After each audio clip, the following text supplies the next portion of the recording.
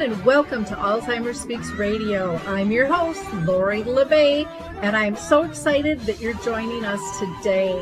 We are going to have a fascinating conversation as usual as we learn from people all around the world at all ages and stages of life. Stay tuned as we shift our dementia care from crisis to comfort. Here we go. What you think about, you will bring about the mental change. We will.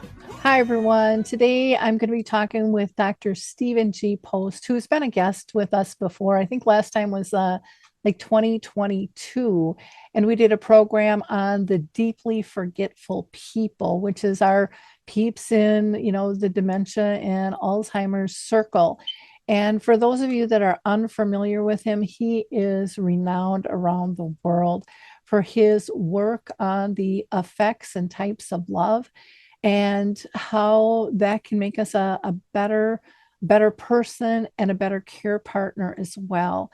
And if you just read the foreword from his book, which is written by His Holiness, the Dalai Lama, that in itself will tell you where this conversation is going and where his newest book, Pure Unlimited Love, Science and the Seven Paths to Inner Peace. And who the heck does not need inner peace?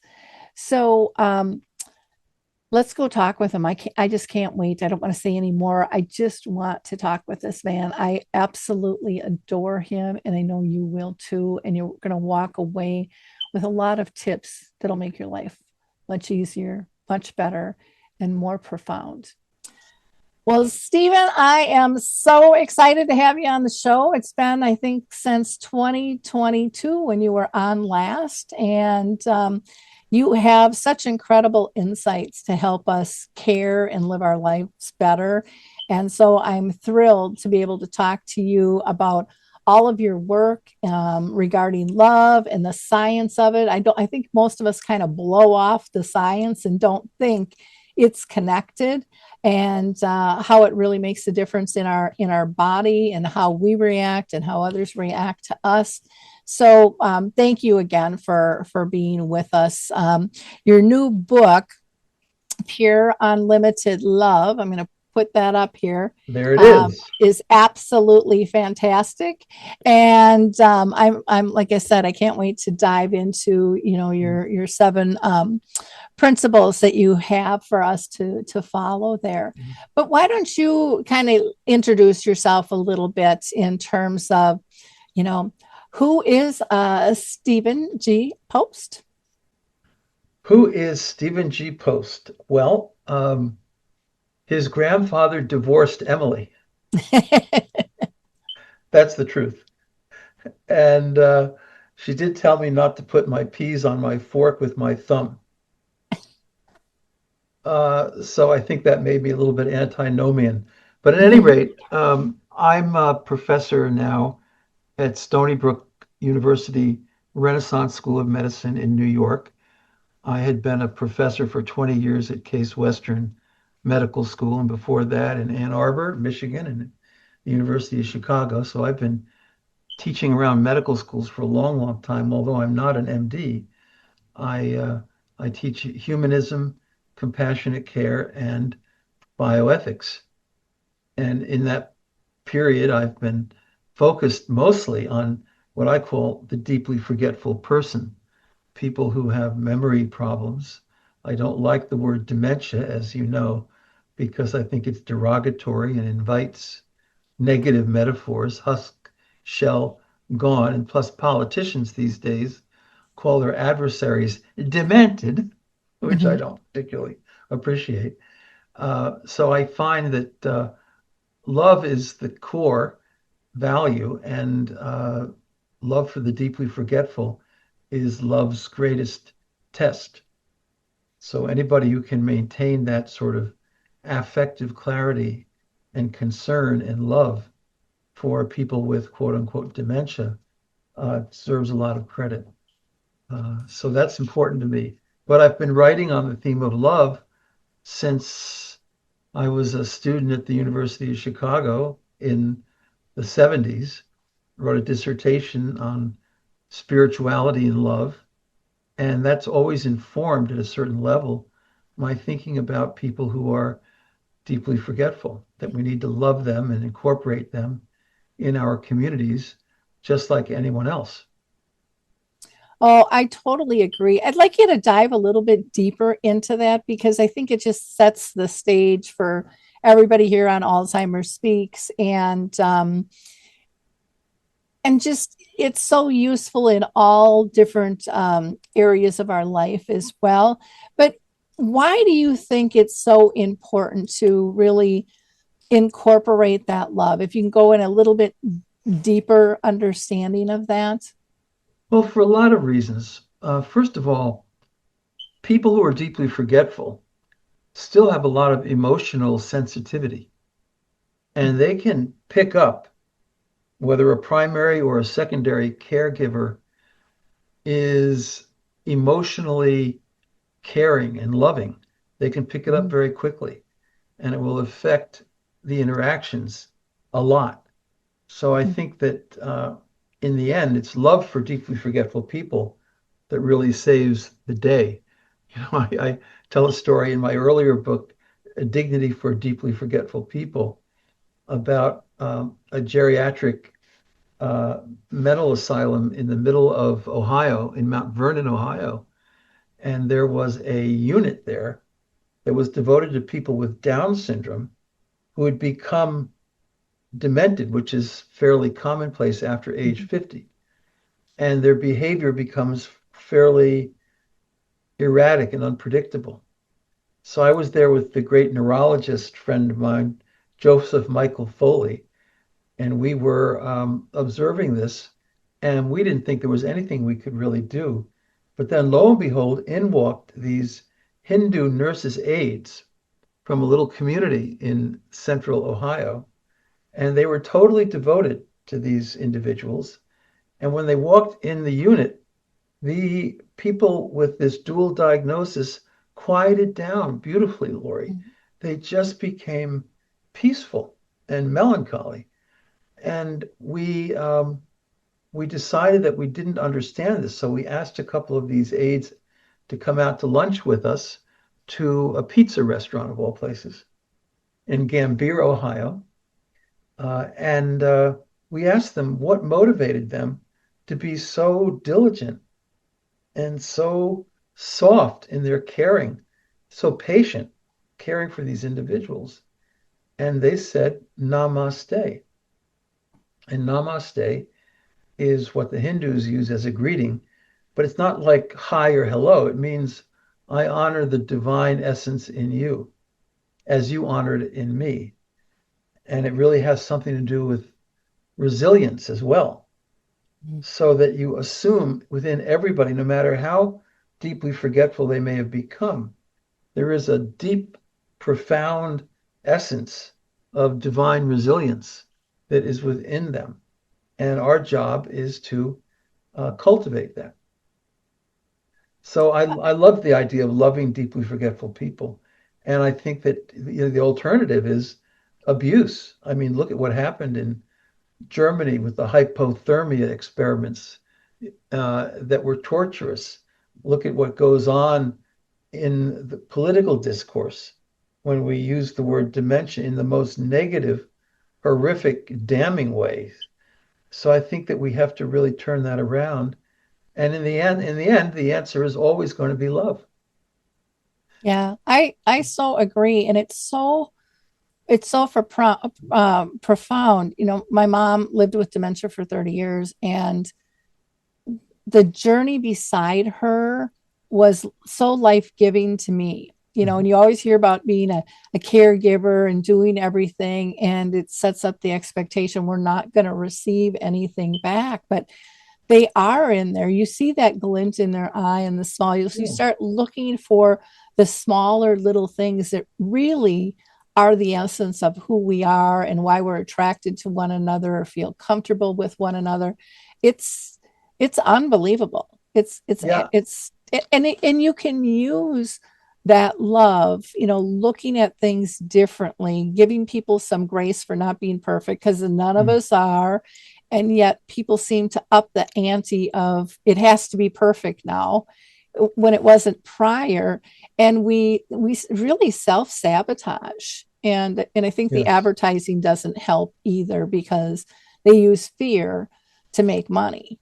they sure do. So, when I was a little kid, my grandmother, who was a writer Mm-hmm, of some note in American culture, she passed away of what was probable Alzheimer's disease, although back in those days, it was just known as senile dementia. mm-hmm, And I would go into the nursing home from time to time, and I would do assisted oral feeding with her. This was before the 1980s, so before they ever used feeding pegs in anybody with mm-hmm, dementia. They would just basically do assisted oral feeding. And that could mean applesauce or bran or whatever it might be. And I enjoyed doing that.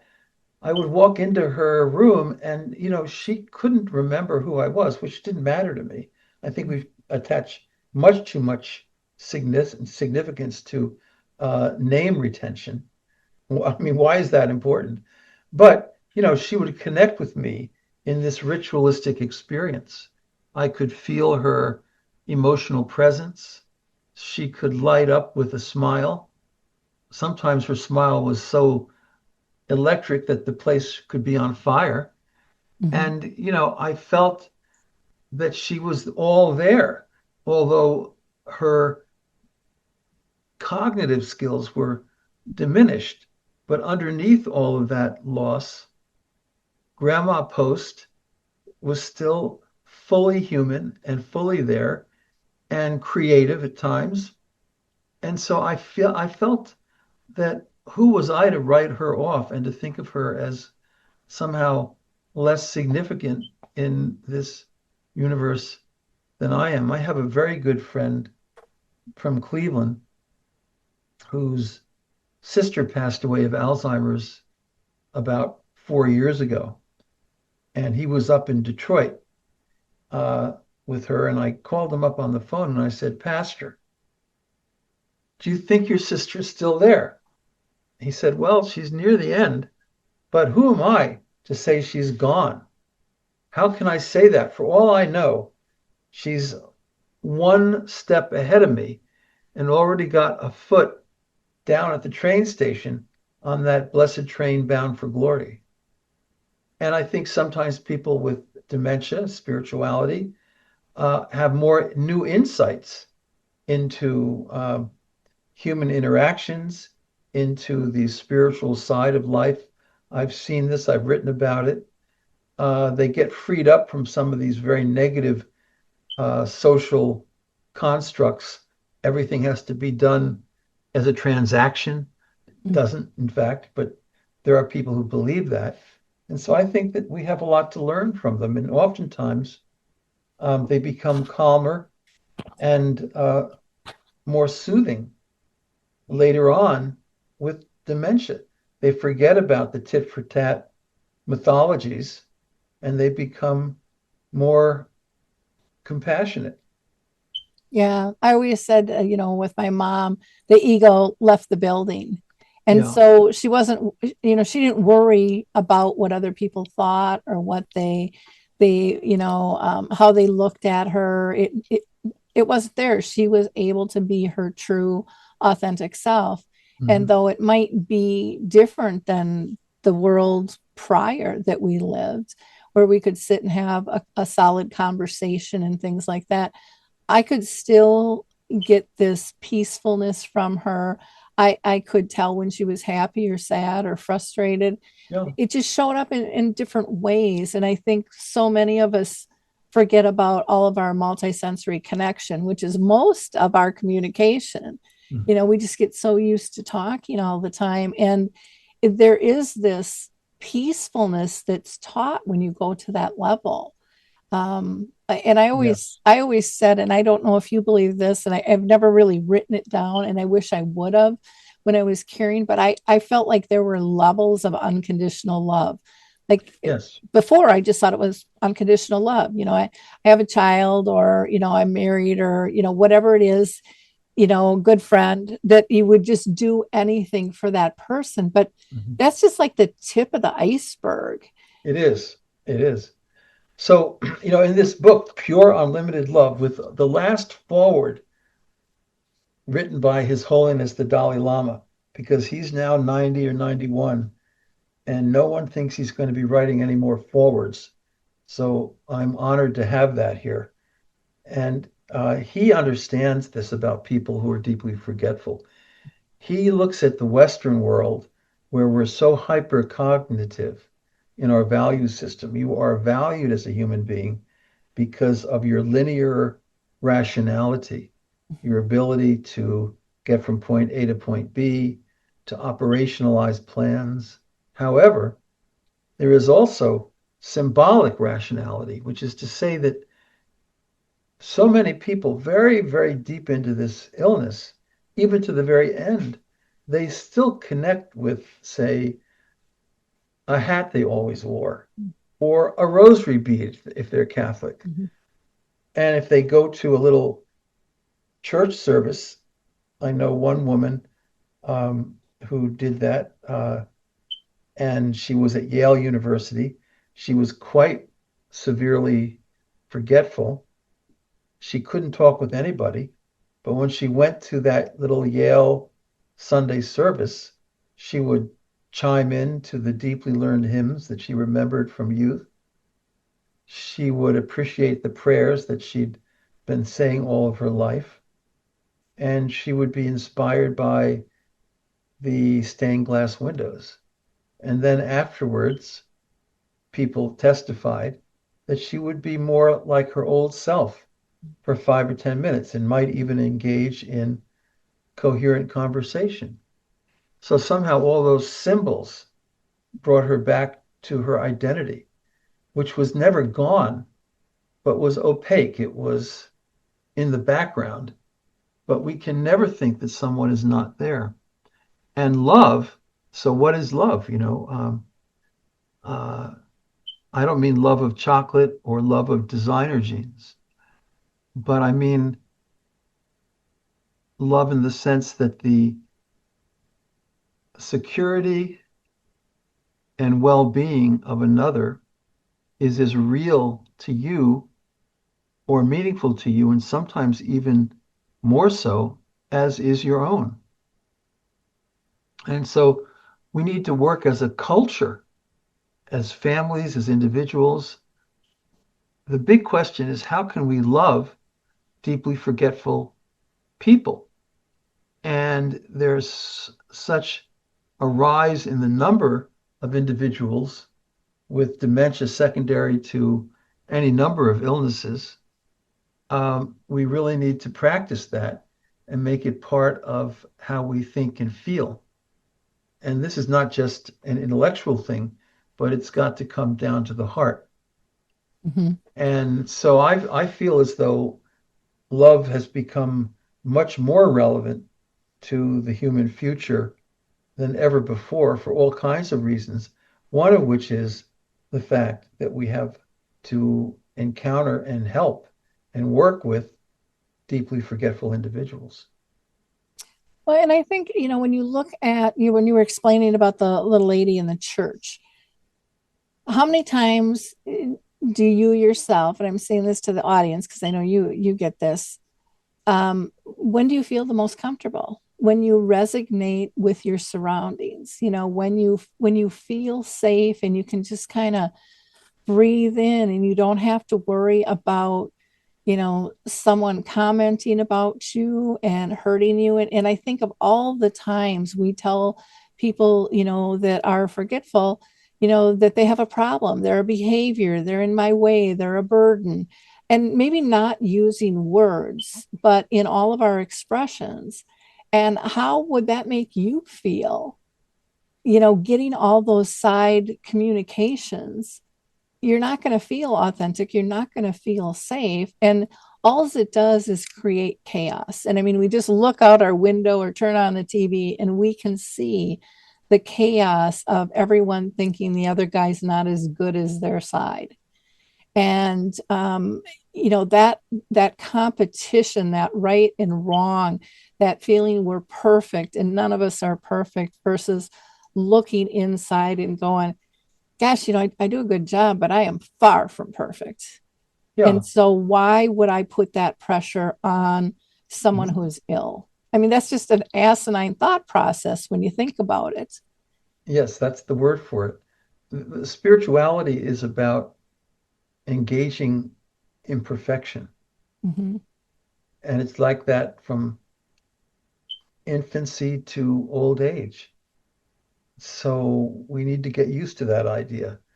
I think that there's so many things to be said about the consciousness of deeply forgetful people. His Holiness, the Dalai Lama, doesn't believe in our Western highly rationalistic, hypercognitive value system, Mm-hmm. which led directly to the hypothermia experiments on the part of the Nazis in the late 1930s. People with dementia or with developmental disabilities were taken out of asylums in a program called T4 in Munich. And for a year and a half, they were left to freeze, mostly overnight, in vats of cold water, in piles of snow. And then they would be brought back into the asylums and thawed out, quote unquote, in different mediums at different temperatures. And of course, that didn't do them any good because they were already dead. And so, this idea that somehow you are of no value, you are life unworthy of life, you are a useless eater because you have a cognitive disability, I think is horrifying. I totally disagree with it. And yet, I do think that it is commonly held. So we need to Yeah, change that. We need to completely change the culture around deeply forgetful people. yeah, I agree. I think of, like my support groups. One of the things that people ask for the most is, I want more patience. And to me, our impatience come from our preconceived standards, our timing of tasks, our belief that it has to be done a certain way. And yet, when we set ourselves up to be more flexible, more of an ability to learn through that flexibility of change and be Mhm. more accepting of that, then we become more creative and we can really preserve the presence of the person and of ourselves. And Everything of just ourselves. becomes calmer. And it's not a burden, it's just something that, and again, not everybody wants to be a caregiver, but it just allows us to do it in a more loving way. I think we put so much pressure on ourselves because we feel others are, kind of stalking us and seeing how we're doing and what we're doing. And again, our fast paced lives are, again, in my opinion, asinine. I mean, we are Mhm. going, and we don't take Yeah, time, for the silence, which is yeah, critical, and those quiet times. yeah. And so we don't notice Mhm. the continuing self-identity of people who are deeply forgetful. You have to slow down and you have to be willing to observe carefully and take note. And that's so rewarding and so important. We did a national study through the Gallup organization of 4,000 primary caregivers in the United States for people with dementia. And we found out that about half of them were inspired by episodes of unexpected lucidity in their loved ones. And if that sounds like a funny idea, well, the National Institute of Health is now funding scientific studies on what they like to call paradoxical lucidity.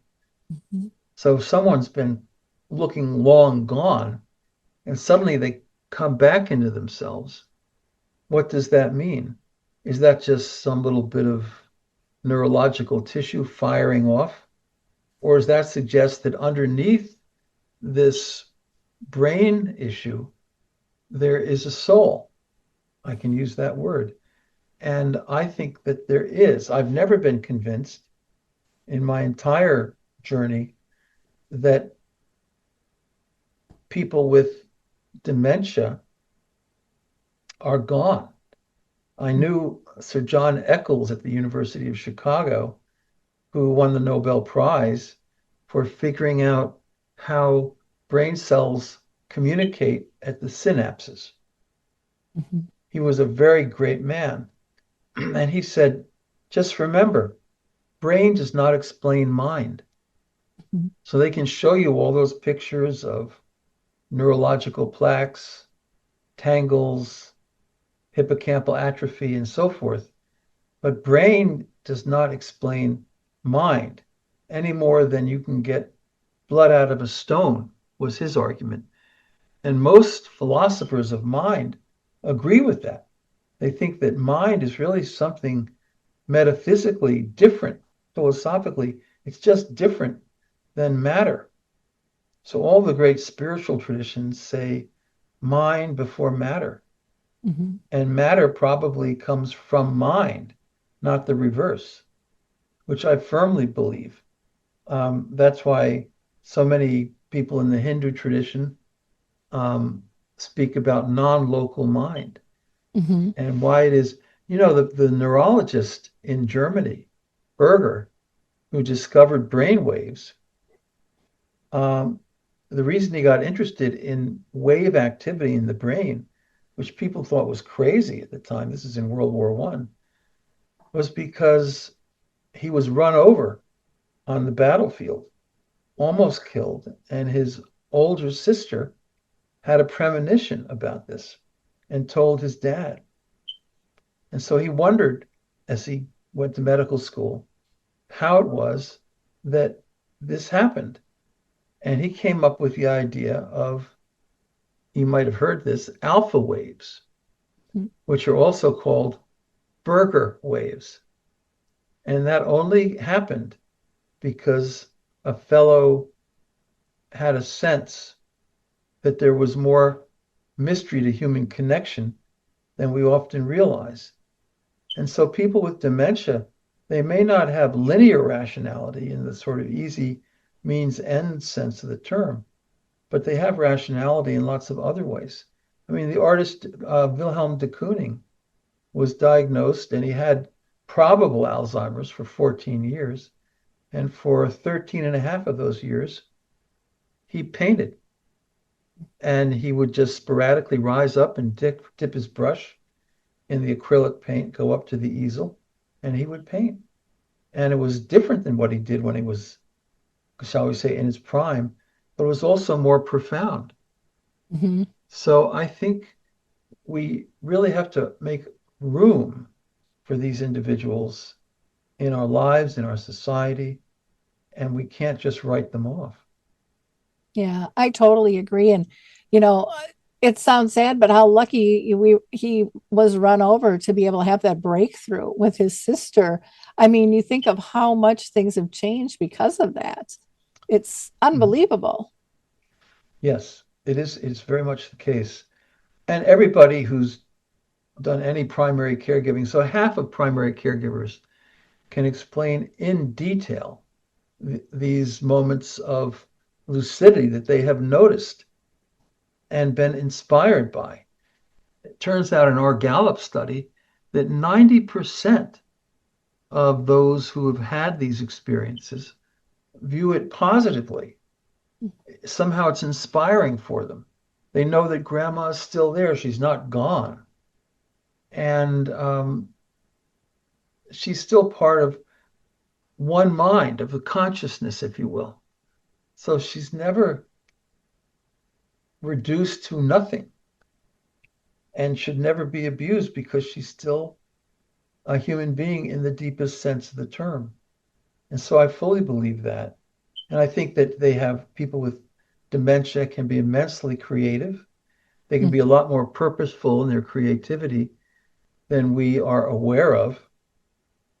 For example, the guy who came into a elder healthcare art program in Cleveland when I was there for 20 years. It's a long time. I loved Cleveland, by the way, for all you Clevelanders. I also love Minneapolis. I love the Midwest. I don't know what to say about New York.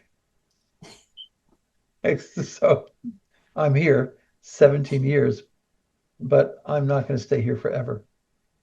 I won't die here because I think it's important to be in an environment where people slow up a little bit and connect more meaningfully. And that helps a great deal in our own ability to thrive. So I'm working now on positive psychology and dementia. In other words, positive psychology is a field that came along in 2000. It's not studying disease-based psychology like depression or bipolar, but it's studying those psychological states that seem to enhance or contribute to our well-being. And that means kindness. First chapter of this book is May You Give and Glow. Mm-hmm. The second chapter, May You Heal with Kindness. There's so much to be said, and I've been studying this for 30 years on how giving with kindness helps us to be happier, to be healthier, and to live even longer lives. So we need to recognize that positive psychology, including mirth, is not just for people who are cognitively intact. I was just going to add for that everyday experience. Like if you go pick up a coffee and someone ahead of you buys your coffee, I mean, you're just like, it changes your whole day. And then you want to do it for the next guy. And, and the guy who rolls off, thinks that felt good. So everybody, and then the barista who's delivering it, they feel good. And they'll even tell the next car what just happened. And it's this ripple effect that I don't think people give enough thought to in terms of the importance. And it's very simple. I mean, sometimes it's just a hello, and or letting somebody go first. It doesn't have to cost money. It has just this huge ripple effect and affects so many and can change your whole day. Yes, and it can change the whole day for someone who is deeply forgetful. Mm-hmm. Also, mirth is important for these people.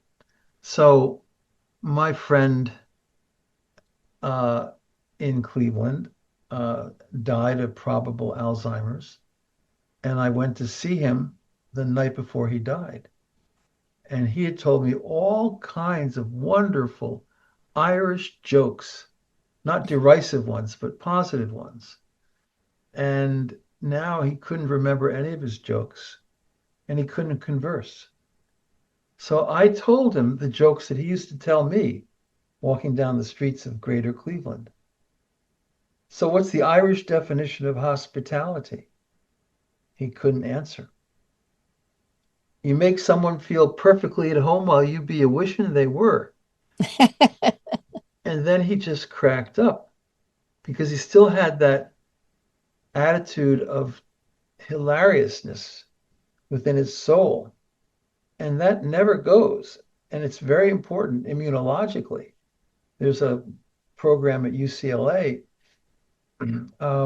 on laughter and psychoneuroimmunology. So these people look like they're just sitting there passively, medical model. But if you can break through with tasteful humor, and it is possible to do that, but it takes practice, and you have to know who you're talking with. It's great for them. It's great for you too. So I'm a big believer in mirth, and I think that we need to use all the techniques of positive psychology to help these people. So for me, these are all expressions of love. I'm just looking at my wheel of love in this book. Creativity. people with dementia can be extremely creative. Uh, Listening, celebration. They can love a good birthday party. Mirth, forgiveness, helpfulness, compassion, carefrontation, a word I take from M. Scott Peck, who wrote The Road Less Traveled. I mean, you can actually, in some instances, meaningfully correct individuals with dementia and help them to get on course with their traditional self. Mhm. Um, so I think that there's so much opportunity with these individuals, but we don't connect them with these positive states. Well, and I think so much of it is we haven't been trained. I mean, we've been trained and educated that dementia is going to be difficult. It's going to be a burden. It's gonna take from us. And I still go to so many educational programs, and it's just like there's a lighter side here. There's a Yeah. there's a Yep. fun, there's an interconnectedness. I have a thing called Dementia in the Arts that I do with Mary Crescenzo, who's a master artist out in California. And you were talking about how creative they can be and artistic. And what we do is Mary actually teaches, and she's got a play, she does all kinds of stuff. But we just interview people with dementia, and they talk about their art. And some of these people have been living 10 and 20 years, with dementia. Some have never done art, some have done art all their life, but every single one of them has said, when I get in the zone of doing my art, just feeling the ability to be free and creative and not looked down on, their symptoms, they say, just melt away. And then their Yeah. caregiver has to almost drag them to go eat or go to bed because they're having so much fun. And Mhm. life is really good in that Yeah. zone. But we have been taught they're not capable, they're not able, they would never know how to do that. And, we believe what we're told way too often, even when our gut is telling us different. And then I think our ego gets in the way of trying because, oh, what if they were right? And I did try, and then I look like a fool for trying to step forward. And I think we have to follow our guts and our intuition so Mhm. much more. But in order to do that, we have to quiet down and also kind of dispel that it's a failure. No, it's a learning lesson. If it doesn't work, maybe tweak it. Maybe you don't do it. Maybe you try something else. But, you know, giving up shouldn't be an option, or shutting down. Because when we shut down, we shut them down. And then yet we still have these expectations that they should Yeah. be able to converse. And it's like, hello, they're mirroring us and what we believe in. Mhm. Oh, I think that's so accurate. I'm a big believer in the underlying meaning that we are not detecting in the artwork of people who are deeply forgetful. Mhm. So there was a wonderful story I read about a guy who would come into the art studio every morning and he could never converse. Chin was down, um, no conversation, but he could take a crayon and he could draw lines on a piece of paper. And the lines were fairly chaotic, but there were two lines, parallel lines down the middle, that he came back to and drew repeatedly week after week. And so one day he blurted out without any solicitation, completely spontaneous. He said, "This is a map for my daughter to get to my house." Oh, And so a lot of times there's more meaning in what they're doing than we think. mhm. And and therefore we pretty much condemn them in a certain sense. But there is meaning in a lot of their activities, and we need to train ourselves to notice that meaning and to pick it up and then to capitalize on it. Yeah, I would love to see communities and clinics gather some of that artwork and just put it in a frame. You can put you can go ahead and do something of art, and I'll use myself as an excuse and think, oh, that's horrible. You put it in a frame, it pops, and it develops a conversation and a life of its own. Yeah. And it allows people to not be so scared. My daughter was in the activities director for a long time, and she would get shamed for putting, they didn't have a budget for frames, and so they would, tape them up on the windows and do different things, and the residents were all really proud of their artwork, Hmm. but administration shamed them and said you can't do that. And it's like, you're not looking deep enough at what this is and how these people feel about their artwork. And so, I get frustrated when I go into communities and clinics where, they're renting or purchasing artwork when it's readily available and will be given freely. And it could have such an impact on people visiting, going, wow, look at what they did. And that all Yeah. levels of art are acceptable and should be, people should be proud of whatever it is. Yeah, and I think that to the extent possible, uh, assisted living, quote unquote, nursing homes should be within the general vicinity of an art museum Mhm. because people who are resident in these institutions can go and enjoy a painting. And in a small group with the right kind of facilitation, it can bring them back into themselves. They can have lively conversations about a Rembrandt or whatever it might be. And it's a very beautiful thing. That's happening quite widely. So we have to recognize that these are individuals who still have creative hearts and minds, not linear minds necessarily, but they can understand the significance of beauty or awe.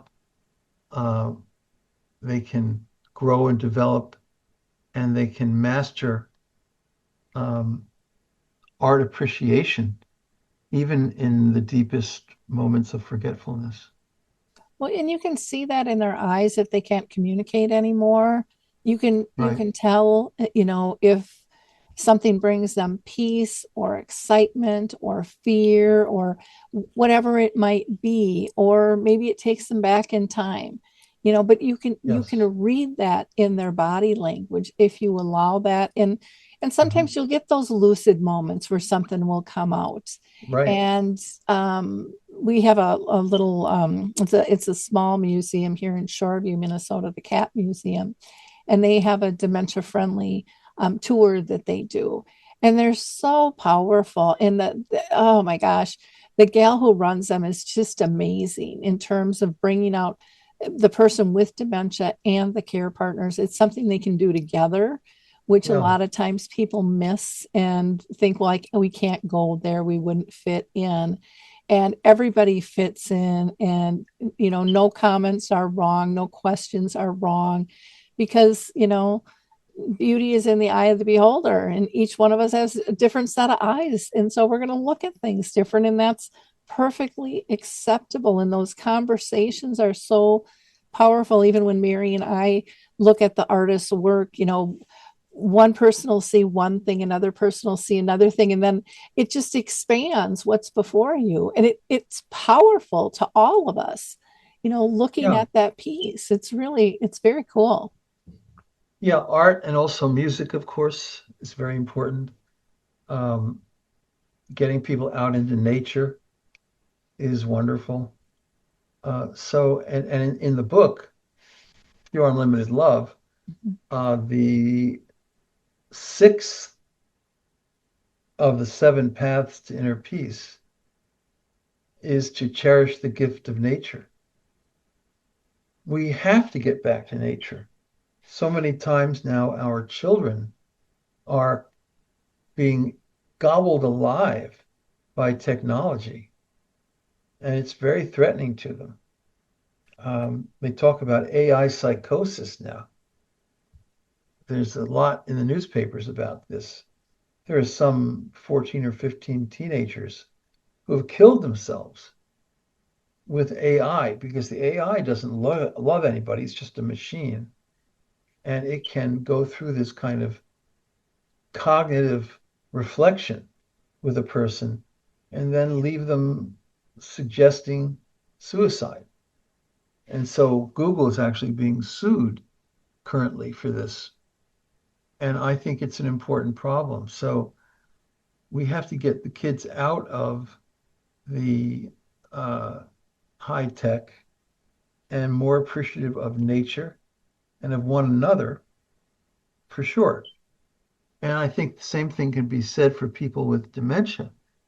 They Mhm. also can be taken out of this artificial world and they can connect with each other in a more beautiful way in real life.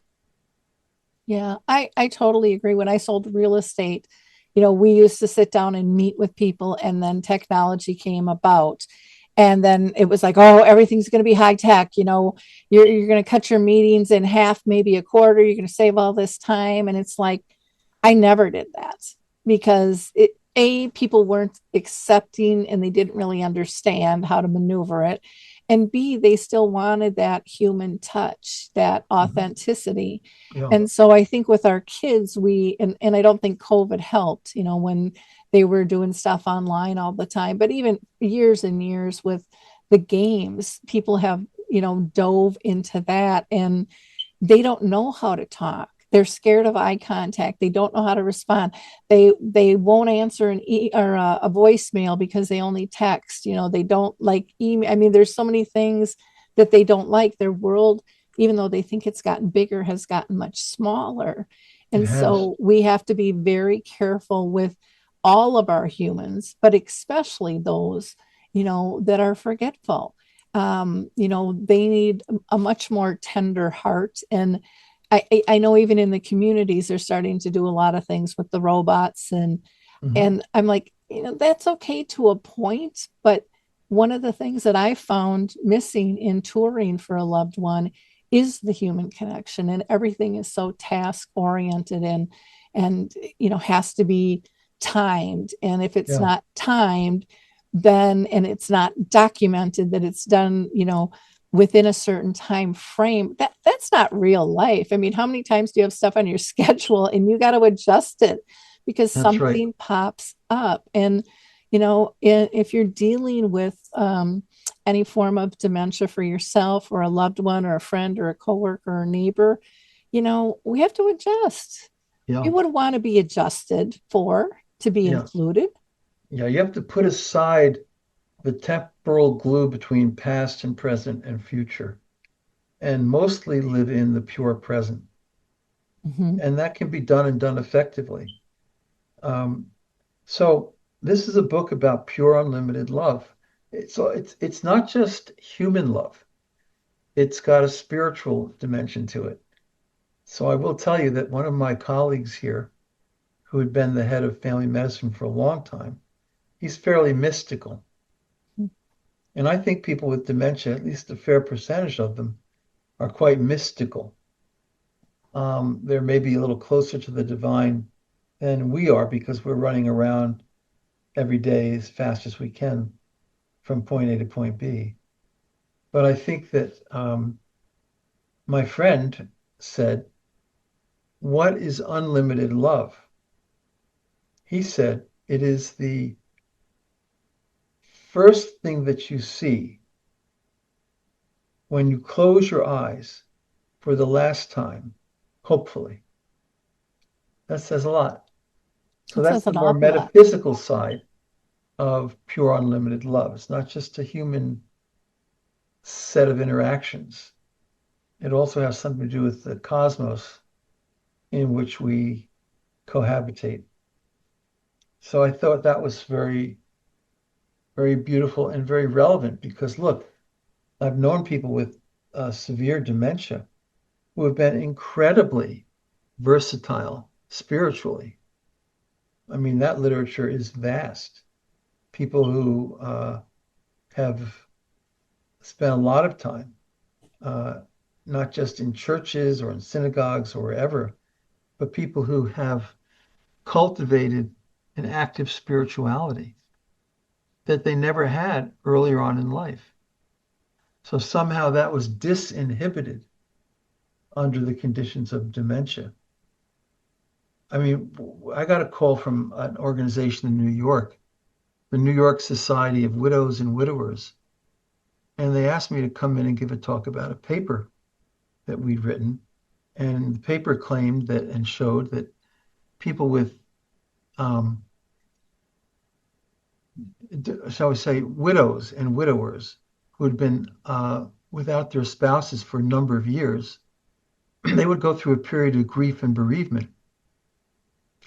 And that period would always go more quickly and more lastingly if they could self-report helping others in their environment. And so I was called into a hotel in New York, and I gave this talk, and at the end there was Q&A, and there was a guy in the back who was frantically waving his hands. And he said, "I don't care what you say, buddy. I don't do nothing for nothing." So that kind of transactional attitude is so limiting. And it really puts people with dementia in the wastebasket. So we need to get beyond that. Some of our own attitudes are so destructive. We just need to settle down and recognize the value of all human beings without exception. Well, in transactional, what he's missing is, and how I'm interpreting this, and this might be wrong, is that he's going to get paid. Well, there's many ways to get paid. There's that lift in your spirit that you did something good. That's a huge payment, and you can't buy that. But again, we don't teach that. I don't think near enough. The Right. power of kindness, and yet when you ask somebody who's a giving person, they always say they get more back than what they give. Yeah. That's what I typically hear from people anyways. Yeah. Yeah. Well, in the Gospels, if I might say, Mhm. I mean, Jesus tells us to love our enemies. So I don't have any enemies that I'm aware of. I have adversaries, and I believe that they're in my life to bring out the best in me. But I don't think of them as my enemies. And if I try to think about who is my enemy, it becomes very artificial very quickly. So I think the great test case for love, Christian love, and unlimited love in general, is love for deeply forgetful people. Because if Mhm. you can master that, then you've done very well. You have to be mindful. You have to be deliberative. You have to be meditational. You have to envision all these incredible situations that might arise over the course of the day that are sporadic and unanticipated. So I think that there's nothing better in the practice of love than spending time around deeply forgetful people. And they will, by the way, just because they're so much in the present moment, they will take you out of that chronological dictatorship that keeps you on edge and running from point A to point B round the clock because they're not doing that and you can't do that and be around them. Yeah. Well, and they don't judge. That was one thing with my mom, and not that she was a very judging person. We were always super, super close, but I always felt 100% accepted in her presence. And Yes, that's a rare, anyways, it is for me to feel accepted. I don't care if I'm going shopping or, even if I'm with a circle of friends or if I'm speaking, I think there's always that inner critic going, you right, screwed that right. up or you should have done it different. And, kind of self-sabotaging stuff. And yet I think I'm a pretty positive, confident person. I Yeah, know that's still there within me, but I remember, and I try to explain to people one of the safest places for me to be, especially at the end of my mom's journey, that became very noticeable to me was how peaceful I could be just sitting next to her, not saying a word. Right. Just, I mean, it just brings you down and eases the burden of all of life, because you're feeling the essence of one another. And that's a beautiful thing. And again, I think in our fast-paced life, it easily gets overlooked. It sure does. It sure does.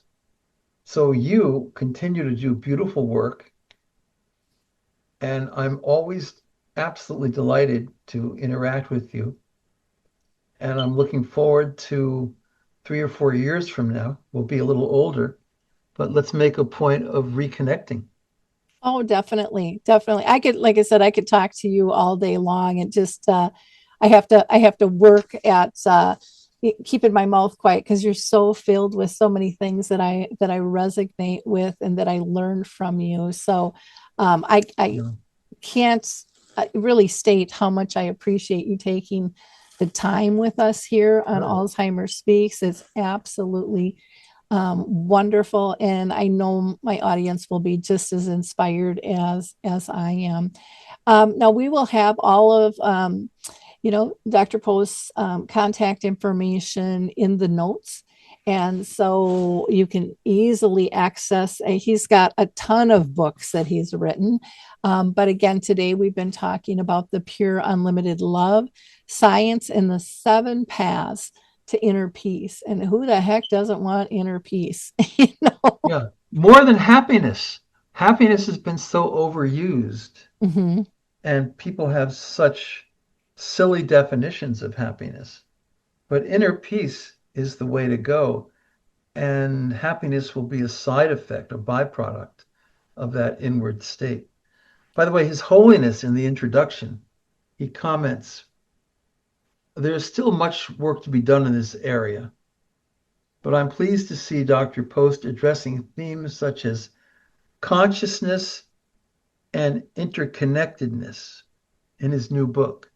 People who have dementia have as much consciousness as you and I. And for His Holiness, it's consciousness that gives us moral status or standing or Mm-hmm. consideration. It's not linear rationality, it's consciousness. So a person with dementia can be perfectly conscious of the autumn leaves or of the beautiful sky or of the smell of apple pie or of the beauty of a piece of music. So consciousness is really much more important than rationality. And that means that so many of our great Western philosophers, like Kant and John Locke and many others, who basically said that unless we have that functioning linear rationality, we don't really merit much credibility under the moral umbrella of do no harm. I mean, that's a real problem. And whenever you see people who are deeply forgetful being harmed, that's typically the reason. We just don't quite measure up to their standards of rational behavior. Yeah, well, when you talked about consciousness too, getting back to dementia chats that I do, and which is conversations with people living, with forgetfulness and dementia in the arts, they all talk about how colors are more vivid, how sounds are more striking, how, I mean, everything is elevated Yeah, compared to what they saw and felt with their surroundings before. And, when I first heard that the first time, I was like, well, that's interesting. And then I thought of, well, when someone's blind, they talk about how their other senses kick into gear. And to me, this is kind of the same thing. And you also mentioned earlier on about being purposeful. Many of them say they've never felt so purposeful in their life. right. Because all of the false purposes, the superficial purposes, have gone away, Mhm. and they can just focus on the things that are most important, like loving kindness, for example. And that does happen. I've seen people who I think became much kinder. I knew a guy in Cleveland who'd been diagnosed with Alzheimer's and was quite severely affected by it. And he'd never done anything to help others that his family could remember. But now he would ride shotgun in the van and bring other older adults in from Shaker Heights to the Foley Elder Health Care Center. And he would escort them up and down the pathways into the door. It was wonderful to see him. And so somehow or another, his forgetfulness disinhibited his kindness. Because, a lot of times we're told, don't be kind, keep your fists clenched, be tough, don't be kind. But when all of those negative myths evaporate, all you have left to fall back on is your kindness. Yeah. Well, and we've been taught don't be kind, you can't trust, you're going to get used. I mean, and granted that is going to happen along the way, but that doesn't mean it's going to happen every single time. It's a moment. Everything isn't perfect. Everything isn't going to be exactly as it was the last time.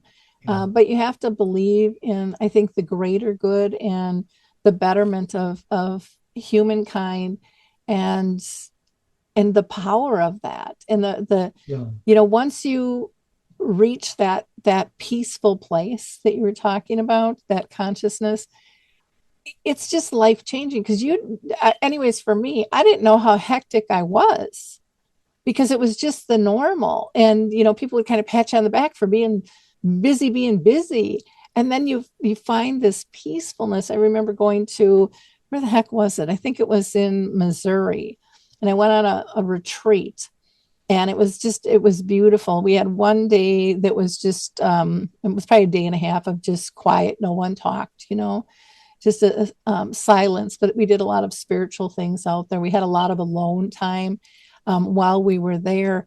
It took me 2 weeks to readjust to the big crazy world. I mean, because I Yes. wanted that peacefulness again. I had never felt that type of serenity until I went there. Yeah. It was really profound to me. Yeah. And people who are deeply forgetful can achieve serenity and tranquility. Now, about a third of them will have serious behavioral problems, at least for a phase, but that will phase out as well. And we cannot judge their state of consciousness. They may be in a pretty good place. It's just like we can't judge a child with autism when they're repeating an action. They call it stimming. Um, they may be perfectly happy setting up those dominoes and then knocking them down and setting them up again and knocking them down. I've written a big article about happiness and autism. And I think we need to start thinking about happiness for people who are deeply forgetful. They can be happy too. We just have to acknowledge that and try to encourage it. Yeah. Well, and when you talked about behavior, I don't even like using that word. I like to call it a reaction or a clue. I mean, if we got a chronic illness, we would probably have some negative reactions that other people don't like or don't want to be around or don't want to deal with. Why shouldn't they be able to do that at times, And then if we're trying to keep putting them in a box to not feel, that's not healthy for anybody. Instead of validating their feelings and having that compassionate connection that they so deserve, Right. from us in terms of listening. Well, we do need to wrap up. Like I said, I could talk to you forever and ever. Is there any last words that you would like to add on that we haven't covered? I do have a favorite quote. The future belongs to those who believe in the beauty of their dreams. That's from Eleanor Roosevelt. And our dream is for a world where people who are deeply forgetful can be honored and respected and loved. and love is what will get us there. So Mhm. I think we need to start talking about that explicitly, not just in terms of relationships in a nursing home that somehow break boundaries, but deeper things than that.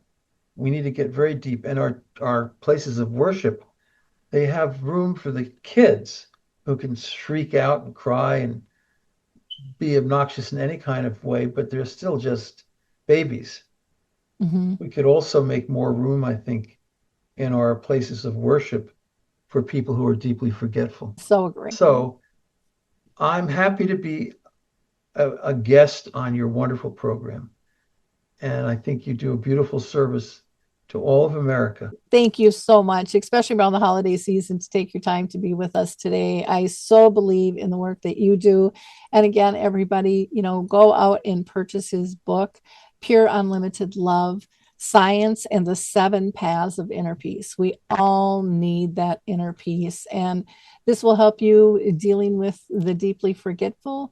And it'll help you with yourself and your family and your friends and everybody else, because there's such a ripple effect to his profound teachings in his books. So, as always, I ask our audience to be a giver of hope. Like, click, and share this show, not because I chase the numbers, that's not me, but because I know there are people in your sphere of influence that need to hear this. They don't know where to find it. Google's a big bad place, and you don't even know what to search for sometimes. So, just do a friendly share. It takes very little time, costs you nothing, but can have such a huge impact on others' lives. Last, I will just wrap up too with asking people to check out Alzheimer's Speaks, all of our free educational resources, tons of variety there for you to listen, watch, download. And again, doesn't cost you anything. You don't need a membership. And our sister company, Dementia Map, where you can find not just our resources, but others around the world that can help you as well.